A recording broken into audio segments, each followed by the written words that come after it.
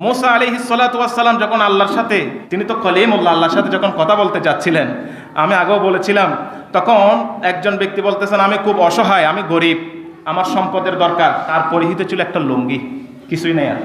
তখন আল্লাহর কাছে গিয়ে মুসা কালিমুল্লাহ বললেন, আল্লাহ, একজন ব্যক্তি, আমি যখন আসছিলাম পথের মধ্যে প্রতিমধ্যে একজন ব্যক্তি এরকম বলেছেন যে তিনার রিজিকের ঘাটতি হয়েছে, তাকে যেন আপনি তৌফিক দেন, আপনি রিজিকের মালিক বানিয়ে দেন, রিজিক বাড়িয়ে দেন। আপনাকে বলার জন্য আবেদন, আপনার কাছে দরখাস্ত করার জন্য তিনি আমাকে বলেছেন, তার তরফ থেকে আমি আপনার কাছে দরখাস্ত করছি। তখন আল্লাহ বললেন, তাকে আল্লাহর শুকরিয়া আদায় করতে বলো। আমি প্রভুর, আমি আল্লাহর শুকরিয়া আদায় করতে বলো। কারণ আপনারা প্রত্যেকেই শুনি একটা আয়াতে কারিমা, লা ইন শাকারতুম আযীদান্নাকুম ওয়া লা ইন কাফারতুম ইন্না আযাবি লাশাদীদ। তুমি শুকরিয়া আদায় করো, তাহলে নিয়ামত আরো বাড়িয়ে দিব। হযরতে মুসা কালিমুল্লাহ যখন বললেন, তখন তাকে বলা হলো, তাকে বলো আল্লাহর শুকরিয়া আদায় করতে।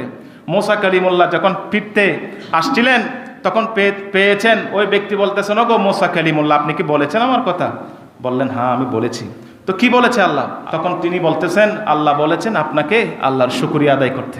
তখন ওই ব্যক্তি মুসা কালিমুল্লাহকে বলতেছেন, আমি কিসের শুকরিয়া আদায় করতাম, আমার কিছুই তো নাই। একটা বাতাস আসলো, লুঙ্গিটাও চলে গেছে। একটা বাতাস আসছে, পরিহিত যে লুঙ্গি ছিল, বাতাসের কারণে লুঙ্গিটাও শেষ, এখন আর কিছুই নেই।